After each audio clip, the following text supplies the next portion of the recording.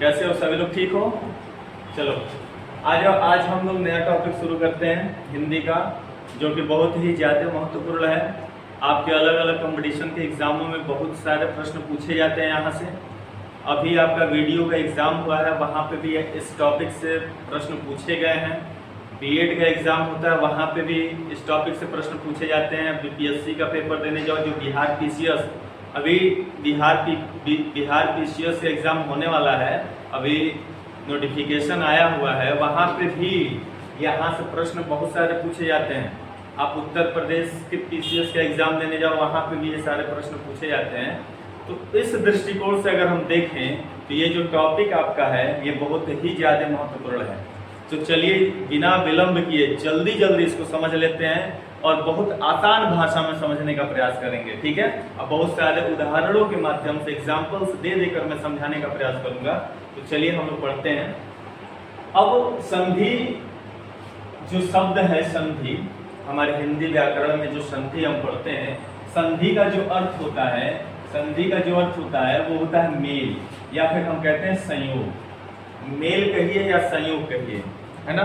Mail का मतलब होता है मिलना, जहाँ पे दो वर्ड मिलते हों या दो शब्द मिलते हों वहाँ पे हम मेल कहेंगे, है ना? वहाँ पे मिल रहे हैं, मिलन हो रहा है उनका, तो वही हमारा संधि कहलाएगा। अब संधि को परिभाषित कैसे किया जाएगा? तो कहा गया कि दो वर्णों के मेल से उत्पन्न जो विकार होते हैं उन्हीं को व्याकरण में संधि के नाम से जाना जाता है। ध्यान से देखिए, कह रहा है कि दो वर्णों के मेल से, है ना, दो वर्णों के मेल से जो उत्पन्न विकार होता है उसी को व्याकरण में किस नाम से जानते हैं? हम संधि के नाम से जानते हैं, संधि कहते हैं, ठीक है? अब आप कहोगे कि सर ये विकार क्या होता है? दो वर्णों के मेल से जो उत्पन्न विकार है, तो विकार का मतलब होता है परिवर्तन। विकार का मतलब क्या होता है? परिवर्तन। तो दो वर्णों के मेल से जो परिवर्तन होता है उसी को हम व्याकरण में संधि के नाम से जानते हैं, ठीक है? बस उसके बाद आप आओ हम संधि के प्रकार को पढ़ते हैं, ठीक है? तो जो संधि का प्रकार है, कहता मुख्य रूप से जो संधि होता है वो तीन प्रकार का होता है, ठीक है? तीन प्रकार का होता है। पहला होता है स्वर संधि, दूसरा होता है व्यंजन संधि और तीसरा होता है विसर्ग संधि। बच्चे बहुत ही घबरा जाते हैं, इतना कहते हैं कि इतना पढ़ना पड़ेगा, है ना? कुछ ऐसा बता दीजिए कि जहाँ से प्रश्न पूछे जाने की संभावना अधिक होती है।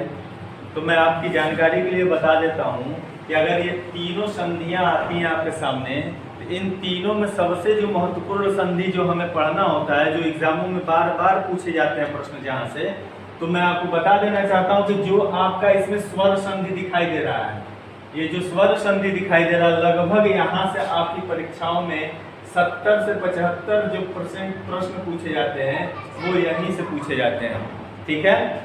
यहीं से पूछे जाते हैं। और जो दो आपको संधियां यहाँ दिख रही हैं, यहाँ पे केवल आपको 25 से लेकर 30% तक प्रश्न जो है यहाँ से पूछे जाते हैं। तो पूरा मिला के हम देख पा रहे हैं कि जो आपका स्वर संधि है वो अकेले ही 70 से 75% कवर कर रहा है। आपके एग्जामों में बार बार यहाँ से प्रश्न पूछे जाते हैं, ठीक है? तो आप क्या बताओगे संधि कितने प्रकार के होते हैं? तो तीन प्रकार के होते हैं। पहला होता है स्वर संधि, दूसरा होता है व्यंजन संधि और तीसरा होता है विसर्ग संधि, ठीक है?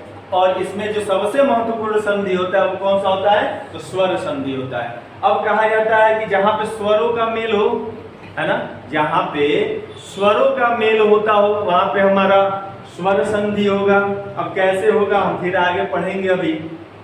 अब कहता है कि जो स्वर संधि होता है उसको भी 5 वर्गों में विभाजित किया जा सकता है ना? 5 भागों में बांटा जाता है। तो देख लो, पहला जो है वो है दीर्घ स्वर संधि, दूसरा है यण स्वर संधि, तीसरा है गुण स्वर संधि और चौथा है अयादि स्वर संधि, और जो पांचवा संधि उसको हम कहते हैं वृद्धि स्वर संधि। क्लियर हो रही बात? तो ये 5 तरह के स्वर संधियां होती हैं। अब कहोगे सर इसमें कौन कौन सी संधियां ऐसी हैं जो बहुत ही ज्यादा महत्वपूर्ण है, जिनको पढ़ना ही पढ़ना पड़ेगा, छोड़ने का कोई ऑप्शन नहीं है? तो मैं आपको जानकारी के लिए बता दूं कि इन 5 संधियों में, ठीक है, इन 5 संधियों में दो ऐसे संधियां हैं जहां से आपके 70% लगभग 70% प्रश्न वहीं से पूछे जाते हैं। तो हम देख पा रहे हैं कि जो आपका दीर्घ स्वर संधि है और जो आपका यड़ स्वर संधि है, यहां से बाबू आपको 70% क्वेश्चन यहीं से पूछे जाते हैं आपकी परीक्षाओं में। और जो आपका गुण स्वर संधि, अयादि स्वर संधि और वृद्धि स्वर संधि है, यहां से आपके मात्र 30% क्वेश्चन पूछे जाते हैं। तो इस दृष्टिकोण से अगर हम देखें तो हम देख पा रहे हैं कि हमारे लिए जो सबसे ज्यादा महत्वपूर्ण बिंदु है इसमें, वो है दीर्घ स्वर संधि और यड़ स्वर संधि। अब हम क्या करेंगे, हम इसको एक एक करके पढ़ेंगे और उदाहरण के साथ पढ़ेंगे और देखेंगे कि किस तरह के प्रश्न आपकी परीक्षाओं में पूछे जाते हैं, ठीक है। और समझने का प्रयास करेंगे कि कैसे हम दीर्घ स्वर संधि को पहचान सकते हैं किसी शब्द में, या फिर यड़ स्वर संधि को कैसे पहचानेंगे। तो सबसे पहले मैं शुरुआत करने जा रहा हूँ आपका दीर्घ स्वर संधि। मतलब आज के क्लास में आपको दीर्घ स्वर संधि समझ में आ जाएगा पूरी गारंटी के साथ, और अगले क्लास में आपको यड़ स्वर संधि समझ में आ जाएगा। फिर आगे की क्लासों में आपको सारी संधियां एक एक करके समझा दी जाएंगी। तो चलिए अब हम जो है इसको मिटाते हैं और दीर्घ स्वर संधि को लिखने के बाद आपको समझाते हैं, ठीक है। तो चलिए आइए हम लोग आगे बढ़ते हैं। अभी हम पीछे थोड़ी देर पहले हमने देखा था कि जो स्वर संधि होता है वो 5 प्रकार का होता है। एक दीर्घ स्वर संधि, यड़ स्वर संधि, गुण स्वर संधि, अयादि स्वर संधि और वृद्धि स्वर संधि। ये हमने पीछे अभी थोड़ी देर पहले पढ़ा था। अब देखो, मैंने ये कहा कि जो आपका स्वर संधि है, स्वर संधि इतना ज्यादा इंपॉर्टेंट है कि यहाँ से आपके लगभग 70% जो प्रश्न बनते हैं संधि से, यही से बनते हैं, ठीक है। और 70% में जो 70% आपका इसके जो 5 पार्ट हैं, 5 भाग हैं, इसमें से जो 2 पार्ट हमें पढ़ना है, यहाँ से आपके 70% प्रश्न पूछे जाते हैं, जिसमें से आपका दीर्घ स्वर संधि है और यड़ स्वर संधि है, और बाकी जो 3 है यहाँ से लगभग 30% आपके प्रश्न परीक्षाओं में पूछे जाते हैं। तो आप खुद ही देख पा रहे होंगे कि परीक्षा के दृष्टिकोण से अगर हम देखें तो स्वर संधि मतलब संधि में स्वर संधि और स्वर संधि में दीर्घ स्वर संधि और यड़ स्वर संधि बहुत ही ज्यादा महत्वपूर्ण है, ठीक है। तो आइए हम इसको समझते हैं। तो देखो, अगर आपको लिखने का मन हो तो आप स्वर संधि की परिभाषा लिख सकते हो। लिखा हुआ है स्वर, मैंने आपको बताया पीछे कि स्वर संधि का मतलब जहाँ पे स्वर और स्वर मिलते हो, स्वर और स्वर का मेल होता हो, उसी को परिभाषा के रूप में, परिभाषा के शब्दों में कैसे लिखेंगे। तो कह रहा है कि स्वर वर्ण के साथ, ध्यान से देखिए, कह रहा है स्वर वर्ण के साथ, स्वर वर्ण के मेल से जो विकार उत्पन्न होते हैं उसे ही हम स्वर संधि कहते हैं, ठीक है। तो विकार का मतलब मैंने आपको बताया, विकार का मतलब होता है परिवर्तन। विकार का मतलब क्या होता है? परिवर्तन होता है। तो आप देख पा रहे हो, कह रहा है कि स्वर वर्ण के साथ, स्वर वर्ण के मेल से जो विकार उत्पन्न होगा उसी को हम स्वर संधि कहेंगे। बहुत ही सिंपल है, अगर लिखने का मन हो तो लिख लो। अब आते हैं जो सबसे ज्यादा महत्वपूर्ण है आपका स्वर संधि में, वो है दीर्घ स्वर संधि। यहाँ से प्रश्न हमेशा पूछे जाते हैं, तो घबराना नहीं है। बहुत सारे उदाहरण हैं, उदाहरणों के माध्यम से हम समझते हैं। पहले हम ये देखते हैं कि दीर्घ स्वर संधि किसे कहते हैं। तो देखो ध्यान से, आप लिखा हुआ है कि जब किसी लघु या दीर्घ, ध्यान से देखिएगा, जब किसी लघु या दीर्घ सजातीय वर्ग का मेल, ठीक है, किसी लघु या दीर्घ सजातीय वर्ग से होता है तो जो विकार उत्पन्न होता है उसी को हम दीर्घ वर्ण कहते हैं, है ना।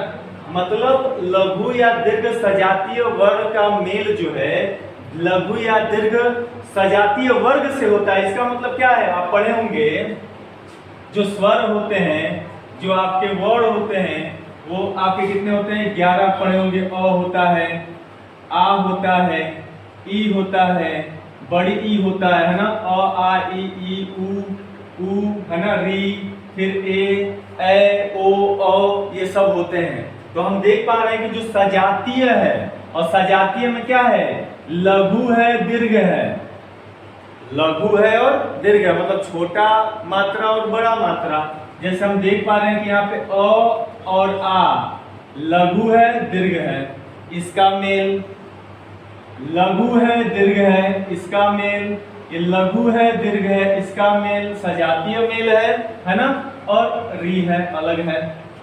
तो हम देख पा रहे हैं कि यहाँ पे सजातीय मेल जब होगा तो दीर्घ हो जाता है ना। तो जो वर्ण होता है वो कैसा हो जाता है, दीर्घ हो जाता है।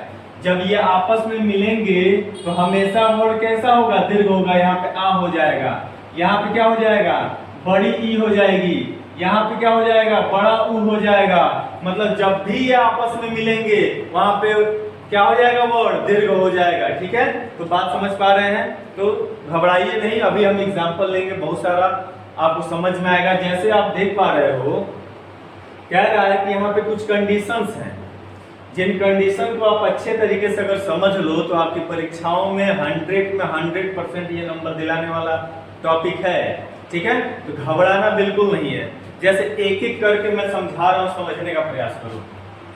कह रहे यहाँ पे 4 कंडीशन मैंने लिखा है।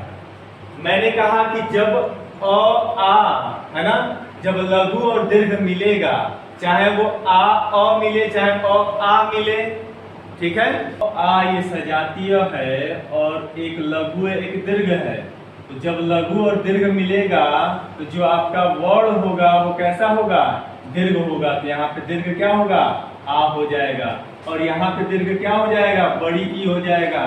और जब यहाँ पे ऊ और बड़ा ऊ मिले, या बड़ा ऊ या छोटा ऊ मिले, तो यहाँ पे हमारा बड़ा ऊ हो जाएगा। मतलब हमारा जो वर्ण होगा वो परिवर्तन के बाद कैसा हो जाएगा, दीर्घ हो जाएगा, बड़ा हो जाएगा, है ना। तो वहां पे हमारा दीर्घ स्वर संधि होगा। कैसे होगा, आप देखिए कंडीशन देखिए ध्यान से। यहाँ पे कह रहा हूं कि जब अ और अ मिले, ध्यान से देखिए, जब अ और अ मिले तो भी बड़ा आ मतलब दीर्घ हो जाएगा, आ हो जाएगा। जब अ और आ मिले तो भी आ हो जाएगा, ठीक है। और जब आ और अ मिले तब भी आ हो जाएगा, और आ और मिले तो भी आ हो जाएगा। आपको समझना पड़ेगा इस चीज को, है ना। लघु मिले तो भी दीर्घ, लघु मिले दीर्घ मिले तो भी दीर्घ, आपका दीर्घ मिले लघु मिले तो भी दीर्घ, है ना। और यहाँ पे दीर्घ मिले और दीर्घ मिले तो भी दीर्घ ही हमारा होगा। वही इस परिभाषा से आप देख पा रहे होंगे। तो यहाँ पे क्या देखना है, ध्यान से देखिए, एक एक एग्जाम्पल लेते हैं और समझते हैं। आपसे परीक्षा में पूछ देगा, जैसे ये आपके पीसीएस के एग्जाम में पूछा गया था कि परमार्थ जो शब्द है यह कौन सी संधि है ना। परमार्थ जो शब्द है वह कौन सी संधि है, दीर्घ स्वर संधि है कि यड़ स्वर संधि है कि गुण स्वर संधि है। मतलब इनमें से कोई भी ऑप्शन आपको दे देगा तो कैसे पहचान पाओगे। तो सबसे पहले तो आपको परमार्थ का संधि विच्छेद करना आना चाहिए, है ना। जब संधि विच्छेद कर लोगे तब आप निकाल पाओगे कि वह कौन सी संधि है, ठीक है। तो चलिए आइए देखते हैं। तो परमार्थ को हम कैसे लिख सकते हैं, परम धन अर्थ बराबर क्या होता है, परमार्थ होता है। तो देखो हम इसमें वर्ण देखते हैं, जो स्वर आ रहा है वो क्या आ रहा है। तो प्रथम शब्द का अंतिम स्वर देखना है और द्वितीय शब्द का प्रथम स्वर देखना है, ठीक है। तो प्रथम शब्द का जो अंतिम में है वो क्या है, परम म। तो म में कौन सा स्वर आ रहा है, अ आ रहा है। क्या आ रहा है, अ आ रहा है। देखो यहाँ पे अ आ गया, प्लस यहाँ पे क्या आ गया, अर्थ में क्या आ गया, प्रथम अ आ गया, ठीक है। तो अ धन अ बराबर क्या होगा बाबू, अ धन अ बराबर होगा आ। जब आ गया तो हम समझ जाएंगे कि परमार्थ में कौन सी संधि है, दीर्घ स्वर संधि है, ठीक है। क्योंकि दीर्घ स्वर संधि का ये कंडीशन है, आपको ये याद होना चाहिए। अगर याद नहीं है तो नहीं कर पाओगे। एक सिंपल सा याद कर लो कि जब हम किसी स्वरों को जोड़ें और उसमें आ जाए, बड़ी ई आ जाए, बड़ा ऊ आ जाए, है ना, री आ जाए, तो हमारे वो सारे के सारे जो शब्द हैं वो क्या कहलाएंगे, दीर्घ स्वर संधि कहलाएंगे, है ना। शॉर्ट ट्रिक में अगर याद करना हो तो दीर्घ स्वर संधि में क्या आना चाहिए, आ, बड़ी ई, बड़ा ऊ और री अगर आता है तो हमारा दीर्घ स्वर संधि होगा। फिर देखिए एक और एग्जांपल देखते हैं। कह रहा है कि हिमालय, ये बिहार पीसीएस में पूछा गया था आपके, हिमालय पूछा गया था। हिमालय जो शब्द है वो कौन सी संधि है? तो आइए हम देखते हैं कि कौन सी संधि है। कहता है हिमालय, तो हिम में जो म आ रहा है अंतिम में, तो म अ स्वर निकल के आ रहा है अ, प्लस आलय में क्या आ रहा है? आ रहा है। आलय में क्या आ रहा है? आ रहा है प्रथम स्वर, है ना। इसका अंतिम वाला देखना है और इसका प्रथम वाला देखना है, ये भी ध्यान दीजिएगा। नहीं तो इसका भी प्रथम देख लीजिएगा, इसका भी प्रथम देख लीजिएगा तो कुछ नहीं होने वाला है, ठीक है। तो अ धन आ बराबर क्या होगा? ध्यान से देखिए, अ धन आ बराबर क्या होगा? आ होगा, आ होगा। जब इस रूल को फॉलो कर दिया, इसका मतलब यह कौन सी संधि है? दीर्घ स्वर संधि। क्यों? क्योंकि आ गया, आ गया तो क्या होगा? दीर्घ स्वर संधि होगा। फिर आइए, कदापि, जो शब्द है कदापि, इसका हम संधि विच्छेद करते हैं क्या? कदा धन अपि। तो देखिए इसका अंतिम वाला क्या है? आ है। अब दा मत लिख दीजिएगा, दा लिख देंगे तो गलत। दा शब्द है, दा में से स्वर निकालो, उसका आ आएगा। क्या आएगा? आ आएगा। आ प्लस अपी में क्या है बाबू? अ है, अपी में अ है। तो हम देख पा रहे हैं कि आ धन अ, आ धन अ बराबर क्या होगा? आ होगा। यहाँ पे कौन सी संधि होगी? दीर्घ स्वर संधि होगी, क्योंकि आ मिल गया हमें। फिर आगे देखते हैं महाशय। महाशय में महाधन आशय, तो महा में आपका यहाँ पे क्या मिला? आ मिला। क्या मिला? आ प्लस यहाँ पे क्या मिला? आ। तो आ धन आ बराबर क्या होगा? आ होगा। देखो आ धन आ बराबर क्या हुआ? आ। तो यहाँ पे आ मिला, इसलिए हमारा जो महाशय है वो कौन सी संधि होगी? दीर्घ स्वर संधि होगी।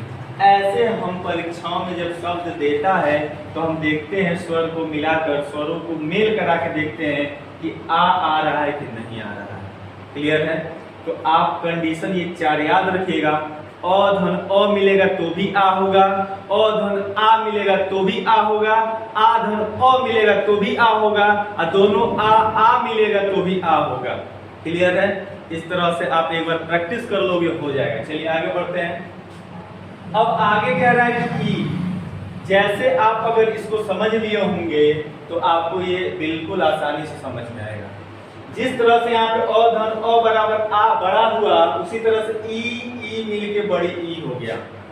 जिस तरह से यहाँ पे छोटा अ बड़ा आ मिलके आ हो गया, उसी तरह से छोटी ई बड़ी ई मिलके ई हो गई। जिस तरह से यहाँ पे आ धन अ बराबर आ हो गया, मतलब बड़ा आ और अ मतलब दीर्घ और लघु मिलके दीर्घ हो गया, उसी तरह से आपका यहाँ पे दीर्घ और लघु मिलके दीर्घ हो गया। क्लियर है? तो इस तरह से हम एग्जाम्पल में देखते हैं, समझने का प्रयास करते हैं। अगर बड़ी ई आ गया, आपसे पूछ दिया था फिर पीसीएस में, देखो कविंद्र, जो कविंद्र शब्द है, या तो शब्द दे देगा और पूछेगा इसमें कौन सी संधि है, या फिर ऐसे दे देगा और कहेगा कि इसमें कौन सी संधि है बताइए, है ना। तो चलिए, तो कविंद्र का जो संधि विच्छेद है वो कवि धन इंद्र, है ना। तो वी है, देखो इस शब्द का अंतिम कौन सा है? वी। कवि ई, छोटी ई है तो छोटी ई, कवि प्लस यहाँ पे भी छोटी ई मिला, क्या मिला? छोटी ई मिला। यहाँ पे भी छोटी ई की मात्रा, यहाँ पे भी छोटी ई, तो ई धन ई बराबर क्या मिला बाबू? ई धन ई बराबर मिला बड़ी ई। क्या मिला यहाँ पे? बड़ी ई। तो जब बड़ी ई मिल गया, यहाँ पे बड़ी ई मिल गया, इसका मतलब क्या है हमारा? वो दीर्घ स्वर संधि है। मतलब कविंद्र जो शब्द है उसमें हमारा दीर्घ स्वर संधि उपस्थित है। क्लियर है? चलिए आइए आगे देखते हैं। कपीश्वर, कपीश्वर में कौन सी संधि है, कैसे देखेंगे? तो ध्यान से देखिए। कपि, कपि में प में छोटी ई की मात्रा, तो छोटी ई मिला, प्लस यहाँ पे बड़ी ई की मात्रा आपको स्पष्ट रूप से दिखाई दे रही है, तो छोटी ई बड़ी ई मिलके, छोटी ई बड़ी ई मिलके क्या बनती है? बड़ा ई बनता है ना, बड़ी ई बनती है। क्लियर है? तो यहाँ पे भी हमें बड़ी ई मिल गया, तो जब बड़ी ई मिल गया तो यहाँ पे कौन सी संधि होगा? बड़ी ई मिल गया तो कौन सी संधि होगा? दीर्घ स्वर संधि होगा। क्लियर हो रही बात? अब आइए, महेंद्र, कौन सा संधि है, ध्यान से देखिए। महिंद्र, मही धन इंद्र, मही, ह में बड़ी ई की मात्रा, यहाँ पे बड़ी ई मिल गया, प्लस यहाँ छोटी ई पहले ही से उपस्थित है, तो देखो बड़ी ई और छोटी ई, बड़ी ई और छोटी ई मिलके क्या बनाएगा, यहाँ पे बड़ी ई बनाएगा। क्लियर है? और हमें बड़ी ई मिल गया, बड़ी ई मिल गया, इसलिए जो महिंद्र शब्द है वो कौन सी संधि है, उसमें दीर्घ स्वर संधि है। कौन सी संधि है? दीर्घ स्वर संधि है। समझ पा रहे हैं आप लोग? समझिए, ध्यान से समझिए। अब देखिए रजनीश, रजनीश में कौन सी संधि है, तो ध्यान से देखिए। रजनी धन ईस, है ना, 9 में बड़ी, तो बड़ी ई मिल गया, प्लस बड़ी ई यहाँ पे भी उपस्थित है, तो बड़ी ई बराबर, देखो बड़ी ई बराबर बड़ी ई हो जाएगा। यहाँ पे बड़ी ई फिर मिल गया, तो जब ई मिल गया बड़ी ई, तो हम कह देंगे कि वह कौन सा है वहां पे, तो दीर्घ स्वर संधि है। कौन सी संधि है? दीर्घ स्वर संधि है। चलिए अच्छी बात, तो इसमें कोई दिक्कत नहीं है। हमें एक बार अ वाला देख लेना, आ वाला देख लेना, और एक बार बड़ी ई वाला देख लेना। अब हम आते हैं ऊ पे। अगर हमें शब्द को तोड़ने के बाद उसके मेल में ऊ मिलता हो, बड़ा ऊ मिल जाता हो, है ना, तब वहां पे भी हमारा कौन सा होगा, तो दीर्घ स्वर संधि होगा। यहाँ पे देखो मैं लिख दिया हूँ बड़ा ऊ, है ना, जब बड़ा ऊ मिल जाएगा, यहाँ पे देखो मैं साफ से लिख दे रहा हूँ। अगर आप आ जाए, बड़ी ई आ जाए, बड़ा ऊ आ जाए, री आ जाए, तो हमारा कौन सा संधि होगा, दीर्घ स्वर संधि होगा। जैसे यहाँ देखिए कह रहा लघुत्तम, है ना, लघुत्तम का ये जो शब्द है, इसमें आप बताइए कौन सी संधि है। तो चलिए, तो लघुत्तम में हम देख रहे हैं लघु धन उत्तम, है ना, लघु धन उत्तम, यहाँ पे थोड़ा सा गलती हुआ है, लघु धन उत्तम, लघु धन उत्तम, ठीक है। यहाँ पे देखो लघु छोटा ऊ है, और यहाँ पे भी छोटा ऊ है, तो ऊ और ऊ, यहाँ पे देखो ऊ और छोटा ऊ मिलके बड़ा ऊ हो गया है, तो बड़ा ऊ, तो जब ऊ मिल गया तो लघुत्तम कौन सा है, जब बड़ा ऊ मिल गया तो हमारा लघुत्तम कौन सा संधि है, दीर्घ स्वर संधि है। कैसा संधि है? दीर्घ स्वर संधि है। अब देखो मंजूषा, मंजूषा में मंजू, यहाँ पे भी छोटा ऊ, प्लस यहाँ देखो ऊषा में बड़ा ऊ हो गया, तो जब छोटा ऊ बड़ा ऊ मिले, बड़ा ऊ हो गया, यहाँ पे भी कौन सी संधि हो जाएगी, यहाँ पे भी दीर्घ स्वर संधि हो जाएगी। भूपरी, भूपरी में देखो भू में बड़ा ऊ की मात्रा, प्लस ऊ में छोटा ऊ की मात्रा, बड़ा ऊ और छोटा ऊ क्या बनेगा, बड़ा ऊ बनेगा, फिर बड़ा ऊ मिल गया, तब हमारा क्या होगा, दीर्घ स्वर संधि होगा। फिर देखो ऊर्जा, भू धन ऊर्जा, भू में बड़ा ऊ, प्लस यहाँ पे भी बड़ा ऊ, जब बड़ा ऊ और बड़ा ऊ मिलेगा तो क्या बनेगा, फिर दीर्घ ऊ, मतलब बड़ा ऊ बनेगा, तो यहाँ पे ऊ मिल गया, इसलिए हमारे यहाँ कौन सा संधि, दीर्घ स्वर संधि। इतनी बात समझ में आ गई।